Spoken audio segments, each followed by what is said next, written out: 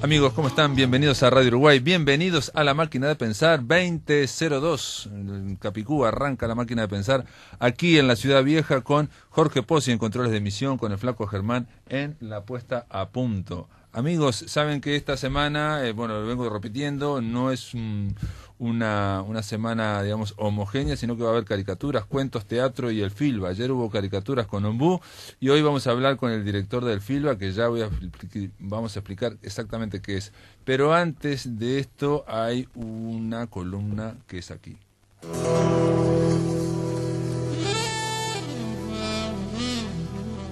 Siempre es buen momento para la poesía, pero mejor si ella acontece en una oportunidad íntima. Columna de poesía. Roberto Aprato nos reseña cada vez un poeta distinto, una voz diferente. Estilos que hacen la suma de una historia que también es nuestra y que rescatamos a través de Íntima. Columna de poesía que comienza ahora en La Máquina de Pensar.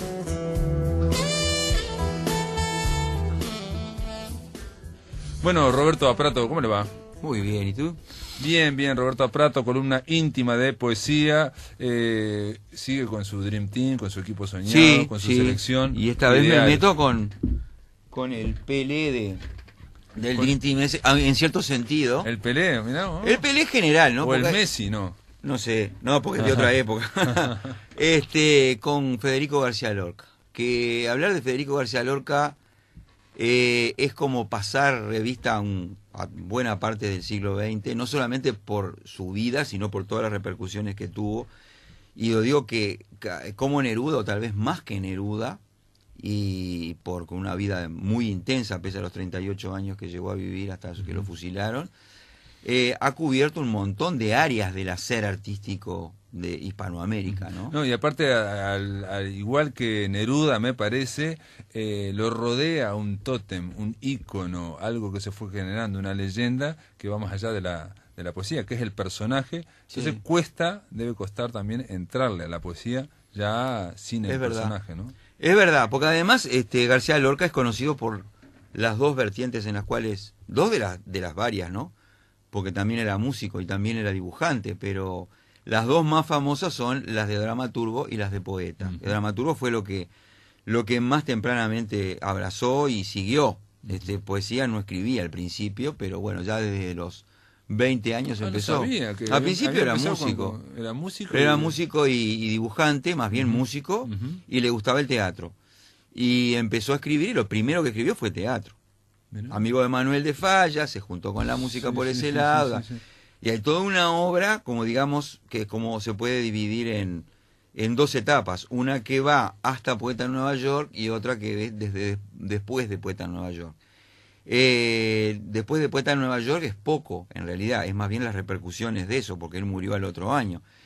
Pero, digamos que esa primera parte es la parte tradicional, la que es más conocida y más divulgada y la más musicalizada. El romancero. El romancero gitano y todo lo que escribió, que es infernal, ¿no? Estamos mirando este libro de más de 1000 páginas.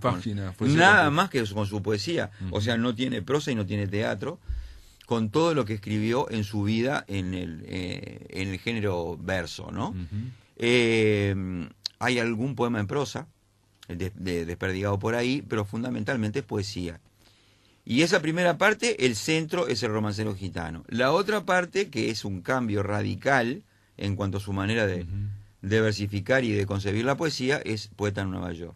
Que es un libro que como tal él no publicó, ¿no? O sea, él... ¿No lo había publicado entonces? No lo había publicado, había publicado pedazos que le iba dando a uno o a otro, etcétera, etcétera, que se llegaron a publicar en algunas revistas, pero el total de lo que se conoce como Poeta en Nueva York, no. Yo me acuerdo una vez que fui a una conferencia de Antonio Gala, en España, y él, para presentar a Lorca, entonces empezó por el lado contrario, digamos, diciendo que cuando los poetas se ponen de moda, después pasan de moda, ¿no? Y entonces criticándole, el romancero era una forma de hacer poesía que ya estaba muy fija, que era muy tradicional, ¿no? Sí. Y después criticó también el tema de que él se acerca a los gitanos, al fenómeno gitano, García Lorca, como, digamos, como lo hacían los señoritos que después de comer, ¿no? Sí. Y no hacían palmas y cantaban ahí se juntaban con la Mersa, digamos, ¿no? Digo, después de hacer esa gran crítica, después se puso a hablar de la poesía, ¿no? Sí. Porque este hombre haciendo todo esto, digamos, igual genera una poesía que Genera una poesía enorme dentro del romancero gitano y fuera del romancero gitano. O sea, lo que hizo él es, además a él le molestaba mucho que lo conocieran solo por el romancero gitano. Sí, ¿no? Y Buñuel y Dalí se reían mucho, lo criticaban. Yo creo que también porque ellos querían ser famosos y el único que era famoso era este hombre, ¿no? Que logró Sí, logró pegarla con el romancero, ¿no? Lo pegó con el romancero y se convirtió en un poeta famoso a nivel peninsular. Sí. Ahora el romancero, por más que sea algo tradicional, es muy variado. Pero aparte él pone recursos de vanguardia dentro del romancero. Sí, pero no de versificación. De versificación es impresionante la cantidad de metros diferentes que utiliza, ¿no? De 7, de 8, de 11, de 10, de 12 sílabas, de cualquier tipo, versos de la misma longitud, pero con cortes en el medio. Eso por un lado, que fue muy variado antes y después del romancero, que creo que debe ser el poeta castellano más versátil y que más, creo que por la formación musical que tenía. Puede ser. Tenía un oído muy particular como para saber hasta dónde llega. Pero además utilizó la tradición española, la tradición gitana, la tradición andaluza, pero como un material de trabajo, no era para terminar siendo toda la vida un andaluz. No, un folclorista. Aparte, cuando yo te digo recursos de vanguardia dentro del romancero, porque hay imágenes es por el lado de las que son imágenes. herméticas y que son de repente hasta surrealistas dentro de algo que es tradicional. Sí, porque es lo tradicional español más lo tradicional universal, porque hay cosas que son adherencias culturales de la España del siglo de oro, pero también del siglo anterior en Europa, en toda Europa, de la Biblia, de Shakespeare, de los grecolatinos. Tiene un montón es un tipo muy culto y que supo utilizar eso. Y que lo supo utilizar como para revalorizar y tratar de darle un sonido distinto a lo tradicional. Pero después se cansó de eso y cuando hizo el viaje a Nueva York en el 29 y el 30, recogió un montón, se nutrió sus imágenes de otras cosas, que son las que salieron, como por ejemplo en un poema que leo, porque uno hay que leer y creo que vale la pena, uno cualquiera en realidad. Después de la pausa quiero anunciar que vamos a pasar Pequeño Vals Vienés, que le puso música a Leonard Cohen a un poema precisamente de Lorca, ¿no? Bien. Leo que se llama Tu infancia en Menton, que tiene un epígrafe de Jorge Guillén, y Jorge Guillén es uno de sus compañeros de generación, o sea, entre paréntesis. Lorca forma parte de una generación muy fuerte de la poesía española, que es la generación del 27. Uno se olvida de que también forma parte de esa generación. Sí. Salinas, Guillén, Alexandre, Gerardo Diego, Alberti, o sea, todos los tipos nacidos fines del siglo XIX y que publicaron por ahí, por el 27. Y que además el 27... es el 27 porque es el aniversario de Góngora. De Góngora, sí. O sea que es como afiliarse a una vertiente vanguardista de la tradición. Entonces, ese epígrafe de Jorge Guillén dice: sí, tu niñez, ya fábula de Fuentes. Y dice así: sí, tu niñez, ya fábula de Fuentes. El tren y la mujer que llena el cielo. Tu soledad esquiva en los hoteles y tu máscara pura de otro signo. Es la niñez del mar y tu silencio donde los sabios vidrios se quebraban. Es tu yerta ignorancia donde estuvo mi torso limitado por el fuego. Norma de amor te di, hombre de Apolo, llanto con ruiseñor enajenado, pero, pasto de ruinas, te afilabas para los breves sueños indecisos. Pensamiento de enfrente, luz de ayer, índices y señales del acaso. Tu cintura de arena sin sosiego atiende solo rastros que no escalan. Pero yo he de buscar por los rincones tu alma tibia sin ti que no te entiende, con el dolor de Apolo detenido con que he roto la máscara que llevas. Allí, león, allí, furia de cielo, te dejaré pacer en mis mejillas. Allí, caballo azul de mi locura, pulso de nebulosa y minutero. He de buscar las piedras de alacranes y los vestidos de tu madre niña, llanto de medianoche y paño roto que quitó luna de la sien del muerto. Sí, tu niñez, ya fábula de Fuentes. Alma extraña de mi hueco de venas, te he de buscar pequeña y sin raíces. amor de siempre, amor, amor de nunca. Oh sí, yo quiero, amor, amor, dejadme. No me tapen la boca los que buscan espigas de Saturno por la nieve o castran animales por un cielo, clínica y selva de la anatomía.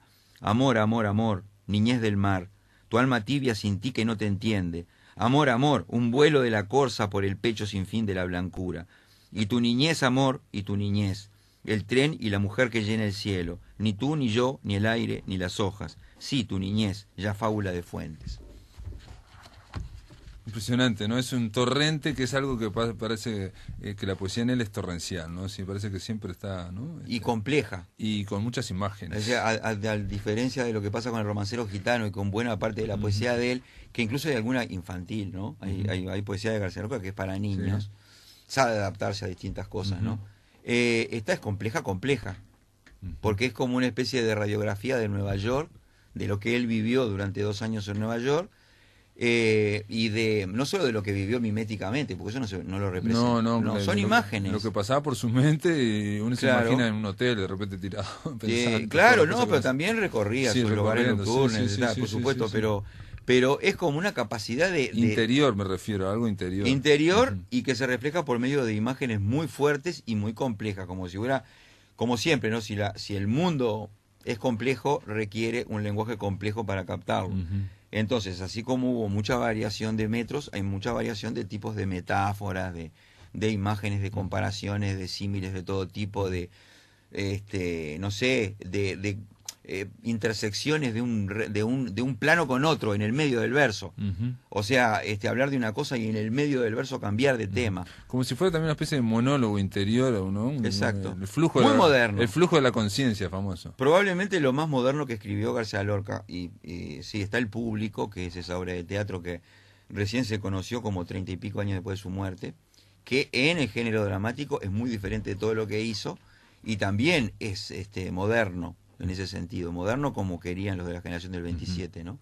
Pero poema en Nueva York es impresionante, realmente. Da la impresión, o me parece a mí, de que con el tiempo fue creciendo en Lorca, digamos, en la obra de Lorca, digamos, la visión que se tiene, precisamente ese libro, Poeta en Nueva York, ¿no? Sí, ¿no? Cada vez más. Me parece. Cada vez más se está convirtiendo en un libro de referencia para poetas jóvenes que van a acceder a García Lorca, pero no por ahí, no por otro lado. Yo lo veía por el lado, digamos, en realidad mi impresión era porque gente que lo cita, ¿no? Poeta de Nueva York. Sí. En su momento, en los diarios de Idea Vilariño, ella dice, quejándose y protestando, digamos, estamos hablando de la década del 40, que lo que se está haciendo acá en Uruguay, dice, está todo en un mismo tono, dice ella, y algo así dice, es una mezcla perfecta de Machado y de Lorca.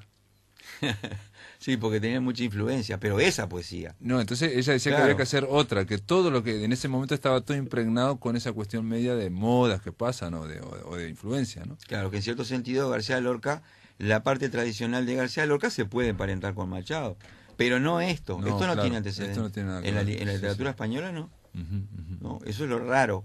Y que además es muy narrativo, o sea, a pesar de que parezca oscuro, está tratando de darle dinamismo, ¿no? Y fuerza de presente a la acción que describe, digamos, y lo hace muy cercano al lector, cosa y como, digamos, como si lo convirtiera en una escena.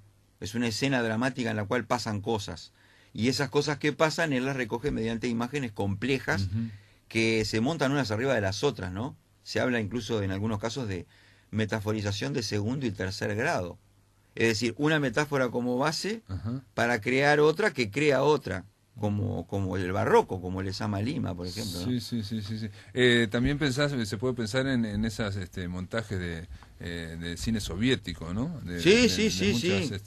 Donde no hay exactamente algo, sino que son imágenes para dar una sensación. Que dan el algo con esa mezcla de imágenes, con ese montaje. Pero digo, son cosas que realmente rompen los ojos, ¿no? Te doy 4 versos nomás de este poema que se llama La Aurora, para que se vea eso de las imágenes. La aurora de Nueva York tiene 4 columnas de cieno y un huracán de negras palomas que chapotean las aguas podridas. Un huracán de negras palomas que chapotean las aguas podridas. El huracán de negras palomas no tiene referente en la vida real, no es. cobra forma plástica porque él se la da mediante el lenguaje. Exacto. Pero igual uno entiende, ¿no? Sí, sí, un huracán de negras palomas. Un huracán de negras Pero voy a palomas. decir que después también sobre esa metáfora hace otra. Claro, a partir de ahí, que está captado metafóricamente, es lo que quiere decir meter el huracán de negras No, palomas. pero después habla de chapoteo, no sé qué. Sí, además ahí la otra. O sea, sobre una metáfora, después esa empieza a chapotear en otro... En otro lado, y todo compone un cuadro, ¿no? Ujú, Es un claro. cuadro digamos, de denuncia de la vida en Nueva York, Ujú. revuelta social, como lo dice muchas veces, la revuelta social, que se suma a una especie de revuelta ontológica, metafísica, ¿no? Ujú. Por la libertad del hombre, Ujú. ¿no? O sea, no es solo político, es social y político, pero además también es la liberación del ser, que tiene que ver también con sus opciones sexuales. Claro. Que tiene que ver con las opciones sexuales. Claro. Por ejemplo, en Viena hay 10 muchachas, un hombre donde solloza la muerte y un bosque de palomas disecadas. Sí. Hay un fragmento de la mañana en el Museo de la Escarcha. Hay un salón con 1000 ventanas. Toma este vals con la boca cerrada. Es muy hermético, ¿no? O sea, son imágenes Sí. poderosísimas, pero son... Sí, sí, herméticas. poesía privada. Claro. Claro, pero que al mismo tiempo quiere tener una especie de aliento épico, ¿no? Que es la otra parte de García Lorca. O sea, por un lado, tratar de ser muy versátil, muy dinámico en la Ujú. presentación y plástico de Ujú. las imágenes, y por otro lado tener un alcance comunicativo fuerte, porque le importaba mucho eso, Sí, comunicarse. Serás que sí. Por ejemplo, El llanto por Ignacio Sánchez Mejía y lo otro tan citado, aparte de Romancero Gitano, que es a las 5 en punto de la tarde. Ajá. Ese poema que tiene 4 partes, cada una con un verso distinto, cada una con acentos distintos. Sí, es lo gitano, es el torero, son los Los símbolos. guardias civiles. Son los símbolos que él usaba mucho, que hacía que Borges dijera que era un andaluz profesional, por ejemplo, burlándose de él. Sí, cuando vino acá, pero sí. en realidad porque Borges estaba también bastante celoso, porque vino Sí, acá sí. y eclipsó. Hay un detalle que lo dicen mucho, lo dice Luis Buñuel, por ejemplo, en sus memorias, que es que, una cosa terrible, dice Buñuel, que la obra no le llegaba a los tobillos de lo que era la persona. Porque la persona era tan increíble, ¿no? O sea, todo lo hacía bien, todo era magnético, se sentaba a un piano, todo iluminaba, todo, ¿no? Sí. Todo cerraba, entonces, claro, para él, para Buñuel, que era amigo, la obra no le llegaba a la persona, claro, por eso la tragedia. Y en el caso de Borges es algo similar, digamos, ¿no? Viene la persona y eclipsa a todo el mundo, entonces en lo que decía Borges, yo viví en España, lo cual le creo también, ¿no? Y dice, yo viví en España y los andaluces no hablan así, no era un español forespo como él venía acá a Buenos Aires, pero era un actor también, ¿no? O sea, Sí, entonces era representaba un pianista, actor. Que era lo que le permitía vivir en sociedad aceptado, ¿no? En Buenos Aires hace una cosa sencilla, digamos, que no la hace cualquiera, que es levantarse, digamos, vos imagínate estar en una mesa con muchos escritores y él levantarse en una esquina, en una punta, y Neruda en la otra, y empezar una conferencia a la limón. A la limón es cuando dos hombres torean, dos toreros torean con el mismo capote, que se lo van pasando. Sí. Y entonces ahí Lorca empieza a hablar algo y lo termina Neruda, y Neruda sigue hablando y lo termina Lorca, o sea, tuya y mía, ¿no? Sin duda era un stand-up casi, ¿no? Sí, claro, un stand-up poético. Un showman. Entonces, claro, frente a eso, Borges, tartamudo, que no puede ni hablar, digo, ¿te imaginás, no? Sí, un andaluz no era para andar profesional. payando así. Muy bien, bueno, ya nos fuimos por el lado de la persona y de la personalidad porque tiene eso, ¿no? No, claro, forma parte. Lorca claro. tiene aparte encima era guapo y encima era fotogénico, digamos, Sí, ¿no? sí, Porque sí. uno lo compara con Neruda, y bueno, pues, ¿no? Tenía todo, de hecho los Un actor de retratos. cine. Exacto, era como un actor de cine, ¿no? Era todo, Sí. todo un hombre de buena cuna, en fin, tenía todo. Encima dicen que cantaba muy bien. Sin duda. Sí, dicen sí. Entonces, en fin, cerrá y vamos. Y lo que pasa con esto es que después hay que desprenderse de ese ícono, ¿no? De esa imagen. Para poder ver como modelo poético. Que es Y lo para que lograr ver la poesía, la Sí. obra, ¿no? Roberto Prato, gracias por estar acá Muchas gracias en La a ti. Máquina de Pensar. Muchas gracias. Y ahora, amigos, lo prometido es deuda. Yo les dije que esta semana íbamos a hablar de caricaturas. Ayer hablamos con Ombú, íbamos a hablar de teatro y que íbamos a hablar también del Filba, el Filba en Montevideo. Para eso le vamos a dar la bienvenida a Pablo Brown. ¿Cómo andás, Pablo Brown? ¿Qué tal? Buenas noches, Pablo, gracias por la invitación. ¿Y Alejandro Lagaceta va a hablar o no, este hombre? Sí, que hable, que hable. Buenas noches. Alejandro Lagaceta, que es el hombre de Criatura Editora, y Pablo Brown es el director de el Filba. Bueno, la pregunta, un amigo me decía, ¿qué será eso del Filback? ¿Qué es el Filba? A ver. El Filba es un festival de literatura que comenzamos en 2008 en Buenos Aires. Filba pasó a ser como una marca, en realidad son las iniciales de Festival Internacional de Literatura en Buenos Aires. A lo largo de sus ediciones, esta va a ser la 6ª edición. Filba dejó de ser esas iniciales y pasó a ser como una marca y más ahora cobra más sentido el año pasado cuando en su 5ª edición la hicimos en Buenos Aires y en Santiago de Chile, y este año la vamos a hacer también en Montevideo, o sea, va a ser simultánea. Sí, sí, hay alguna, o sea, más o menos simultánea. Sí, empieza el miércoles 24 de septiembre en Buenos Aires y dura hasta el domingo 28. En Uruguay es del viernes 26 y sábado 27, y en Chile empieza el sábado 27 y termina el miércoles 1 de octubre. Es decir, que el sábado, por ejemplo, va a transcurrir en los 3 países, va a haber actividades al mismo tiempo, creo que a las 7 de la tarde, y nada, estamos en ese baile, tratando de organizar todo. Y cuando hablamos del Filba, hablamos, digamos, de cuando se inició en Buenos Aires, ¿de qué estamos hablando en cuanto a actividades? ¿Mesas redondas, presentaciones de libros? Sí, ¿qué? Sí, no, presentaciones de libros no hacemos, lo que nosotros hacemos es invitar a una cantidad de autores que varía entre 18 y 25 según la edición que hemos hecho, de diversos países del mundo, y en esos 4 o 5 días que dura el festival en Buenos Aires, 2 o 3 que dura acá o en Chile, hacemos diversas actividades, como si el autor es muy importante, por ejemplo, una entrevista mano a mano, como va a pasar acá con Vila Matas o con Philippe Claudel, el francés. Después hacemos mesas, paneles, por ejemplo, se toma un tema de discusión y hay 2 o 3 autores moderados por alguien que hablan sobre un determinado tema. También se hacen varios cruces con diversas disciplinas, por ejemplo, con música, que acá en el festival en Montevideo van a ver varias, va a estar Fernando Cabrera, va a estar Leo Maslía, y van a ver en encuentros, van a ver como pequeñas ferias, que son ferias de libros, digamos. Lo estamos definiendo como un mercado de libros donde los músicos participan, donde hay autores hacen el acting progress, que son como trabajos que vienen realizando y lo hacen público, lo leen, y además van a haber 6 librerías o 7 que van a tener mesas con con títulos de estos autores y de otros. Es decir, una diversidad donde los lectores y la gente que se arrima va a poder también comprarlos. Básicamente la idea, como si los interpreto, es de generar actividades en torno a la lectura, en torno a la escritura, en torno a los escritores, digamos, durante todo el día, digamos, ¿no? Tratar de, y que no sea solamente, por ejemplo, en el recinto de una feria del libro, como estamos acostumbrados. Un poco lo que se me ocurre para que pasó algo similar en Montevideo fue en el 2010 en el Festival Eñe, ¿no? Que se organizaron en distintas instancias, bueno, charlas, conferencias,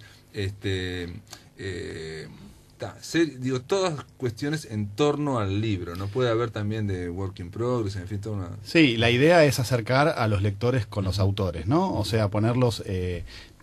yo siempre digo que el festival es como un complemento de la Feria del Libro, ¿no? La Feria del Libro el libro está en el centro, ¿sí? Y cada tanto hay alguna charla o algo, y en el festival se ocurre a la inversa, en donde el centro son los autores con sus charlas. Termina la charla y por ahí tienen hay una firma de un libro, o pueden intercambiar alguna palabra con el público o lo que fuere, y sí, siempre alrededor hay libros, o sea, pero como más lateralmente, ¿no? Lo más importante son los autores y lo que puedan llegar a decir ellos. Claro, de alguna forma la diferencia también, sobre todo acá con Uruguay, ¿no? La Feria del Libro Uruguayo, una de las cosas que siempre hay una queja constante, no sé si es una queja, pero digamos una observación, de que no vienen grandes invitados extranjeros a Uruguay, bueno, hay una serie de discusiones.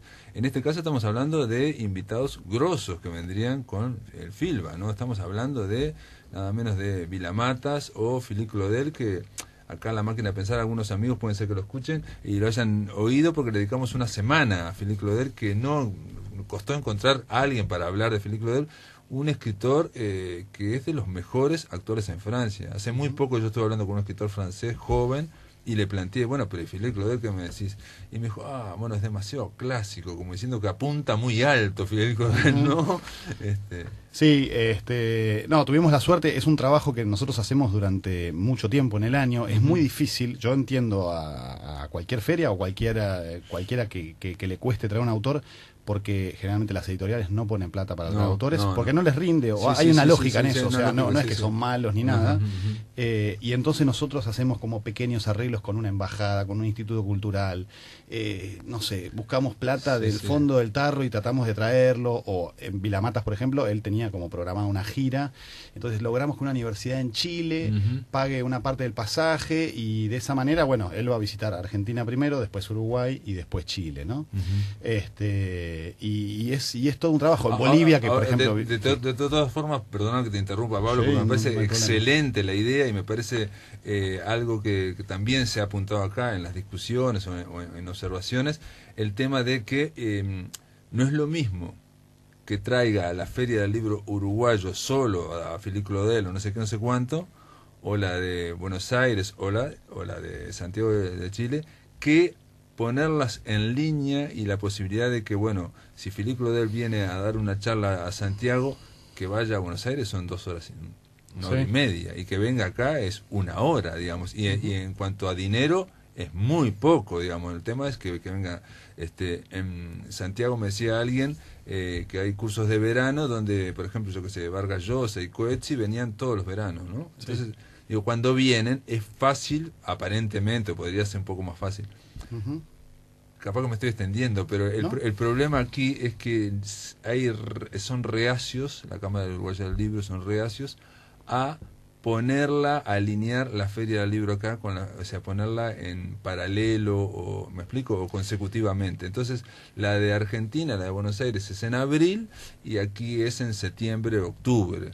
¿Me explico? Lo mismo podía pasar para Porto Alegre o para Rosario. Digo, si uno se pudiera, no digo que hacerlas exactamente iguales, ¿no? Pero no es lo mismo. Sí, es difícil. Yo también hablaba con la directora de la Feria de Colombia, por ejemplo, que también es muy pegada a la de Argentina, y ninguna de las dos se podía mover una semana para aprovechar ese tránsito de autores. Yo creo que esto pasa así, y tenemos la suerte de que todo este festival está organizado por los mismos, que es la Fundación Filba, claro, en este caso en Uruguay, asociados con la gente de la Lupa, y entonces eso permite armar una agenda de un autor y decirle, bueno, venite y estate 2 días en Buenos Aires con estas charlas, después andá a Montevideo y después andá a Santiago de Chile, ¿no? Algo que les fascina a los autores, ¿no? Les gusta, es que es una oportunidad. A ver, yo como presidente de la Fundación Filba, digamos, y todos en la Fundación Filba, tenemos como una desesperación por la circulación de los libros, ¿no? Y de los autores. Yo veo que nada, yo mismo no conozco mucho de la literatura uruguaya porque no llega a Argentina, como tampoco la Argentina llega muy bien a Uruguay, y así con todos los países del mundo. Y de alguna manera, una vez que se asentó el festival en Buenos Aires, dije, con todo este capital que tenemos, que los autores quieran venir, que acepten venir, porque vino John Coetzee, por ejemplo, un premio Nobel, digamos, y dije, algo más tenemos que hacer. Y no va a ser el doble de esfuerzo hacerlo en Santiago de Chile o en Montevideo, va a ser un poco más. Y bueno, y ese 20% más nuestro, más el 100% de la gente de acá, de la Lupa, y logramos hacer esto, y yo estoy muy feliz, y yo veo que las editoriales de a poco se activan y traen los libros. En Argentina, por ejemplo, se han impreso libros especialmente porque vienen autores, y yo cuando veo los libros en esas librerías de Buenos Aires digo, bueno, algo estamos haciendo, digamos, ¿no? Esa oportunidad de que el lector se encuentre con los autores en el festival, pero también con los libros en las librerías. Hay un detalle que no dijimos, pero digo, la entrada es libre también, ¿no? Es A todas las libre, actividades. y, sí, es libre. En algunos casos hay un par de encuentros que son muy lindos, por ejemplo, que hay que anotarse, si me dejas contarte. Te voy a pedir que esperes un poco y vamos a la pausa, y después en el tercer bloque ahí sí nos extendemos. Dale. Digamos, donde están las guindas y las cerezas de esta FILBA. Continuamos aquí en La Máquina de Pensar, estamos con Pablo Brown, director del FILBA, y con Alejandro Lagaceta, de Criatura Editora y de La Lupa Libros. La idea es conversar acerca de este evento, el FILBA, que va a estar el viernes y el sábado 26 y 27 aquí en Montevideo, pero al mismo tiempo se va a estar desarrollando en Buenos Aires y en Santiago de Chile.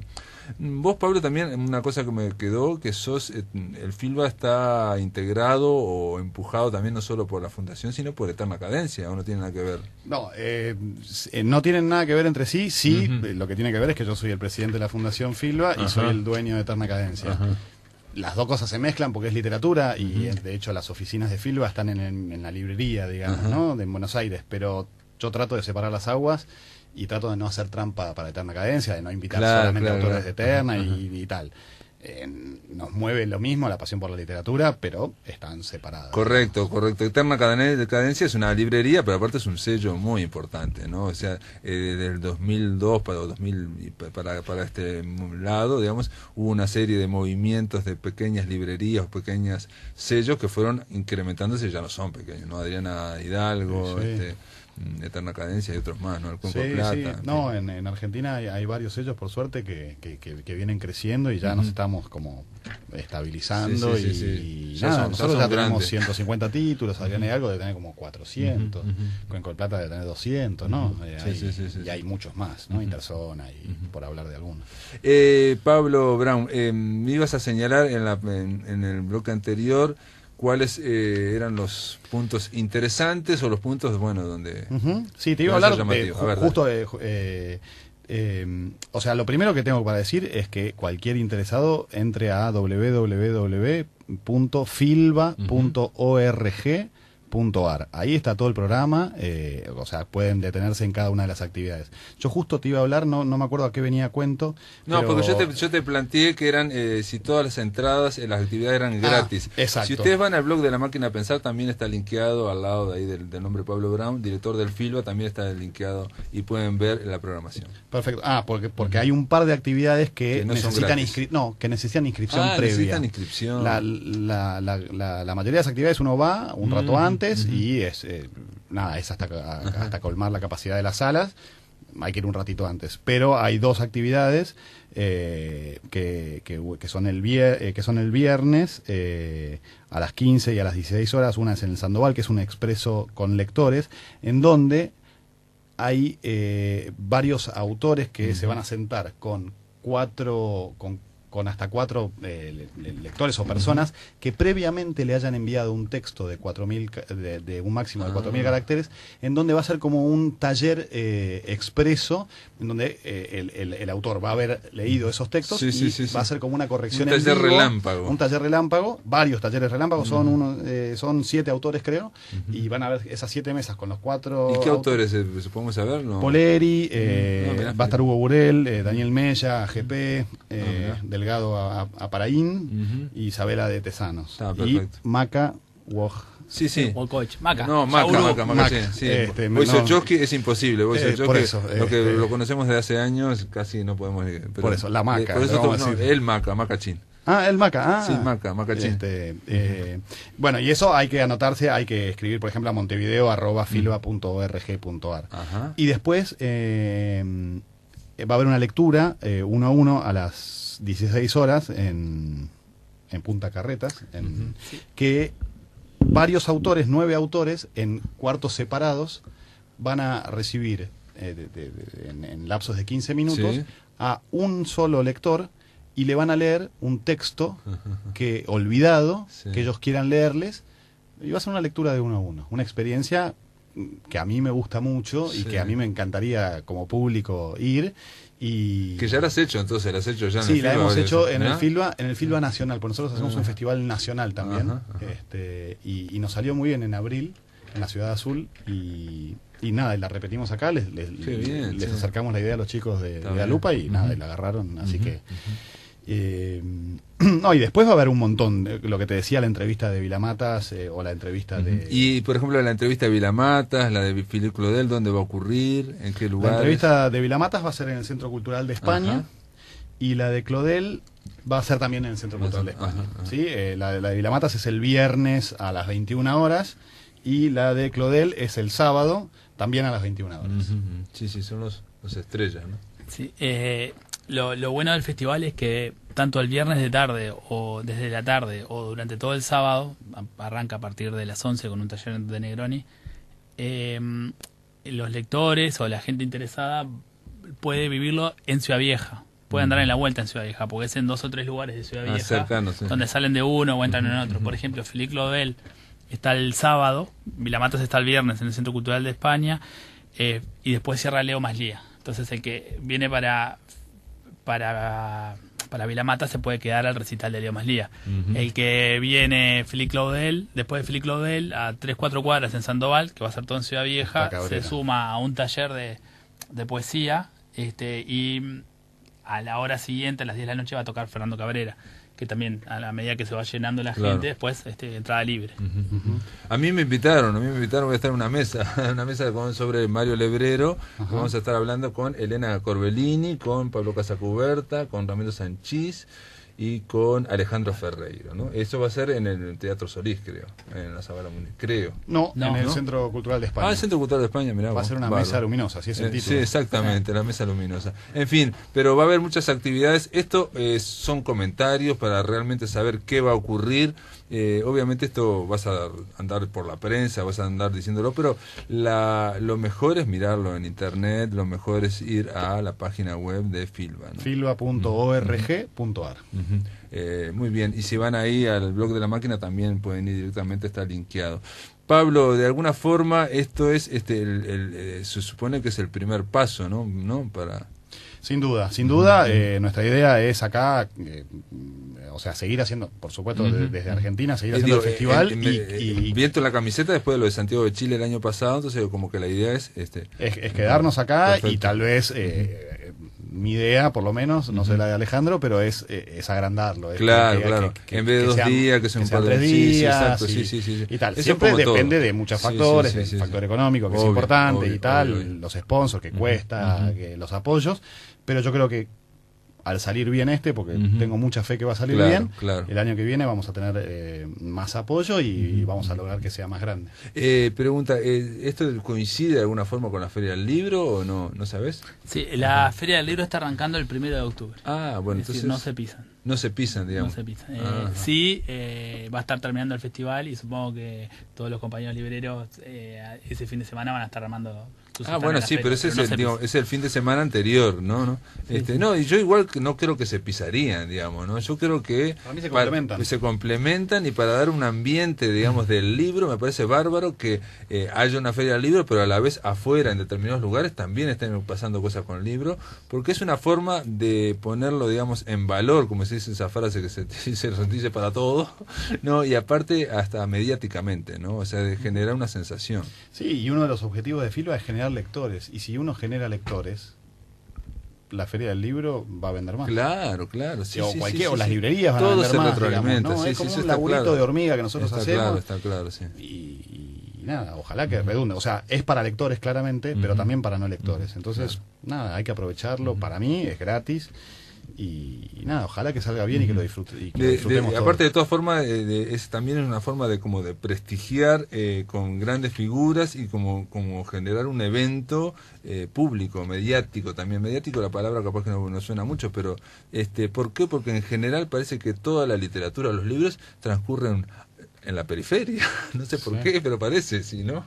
Que sí, la música, otras cosas son más centrales, pero digo... Sí, que a la lectura ser una actividad solitaria, a veces se cree que todo es solitario, pero muchas veces con estos eventos te permiten compartir tus lecturas. O sea, lo vas a escuchar a cualquier autor y en la previa te tomaste un cafecito o una cerveza y hablas de tus lecturas que hiciste durante la semana. Y para mí alimenta y retroalimenta todo lo que uno viene haciendo. Una cosa que pasó con el festival Eñe en el 2010, que probó algo que en Montevideo por lo menos no se había probado, era de que se podía ver instancias, eventos a las 12, al mediodía, a las 3 de la tarde, ¿no? Y que se llenaban, ¿no? O sea, esa idea de que tiene que ser después de las 7 de la tarde, digo que es la general, demostró que no, que hay públicos, aparte de un público a veces mayor, de más joven, en fin, que está ansioso, increíblemente, uno no puede creer, pero es así, ¿no? O sea, ojalá que acá pase lo mismo. Sí. No, estoy seguro que va a pasar. Pablo Brown, gracias por estar acá en la máquina de pensar. Está hecha la presentación. De todas formas, vamos a seguir hablando del FILBA. Alejandro Lagaceta también, gracias por estar acá, Alejandro. Y yo creo que sí, vamos a escucharlo. Van a venir varias veces aquí a Radio Uruguay otros programas también. Y nosotros la semana anterior estaremos ahí dando un poco de... Pablo, nosotros te agradecemos. Quiero decirte que es la primera entrevista que Pablo Brown está dando acá en Montevideo, así que tenemos la primicia, muy bien. No, pero muchas gracias por la mano, siempre la difusión es necesaria. Y mañana a las 11, mañana a las 4 de la tarde vamos a estar en Fundación Unión dando una conferencia de prensa explicando desde Alicia Pérez allá. Allá con Alicia, con Alicia. Vamos a estar explicando todo el programa para la prensa y diferentes personas que se acercan. Muy bien, amigos, se termina la máquina de pensar. Del FILBA hablaremos después in extenso, vamos a hablar varias veces más.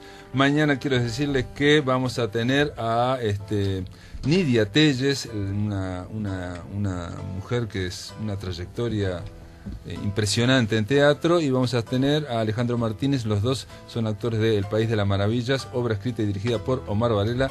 Amigos, esto es todo, hasta mañana a las 8.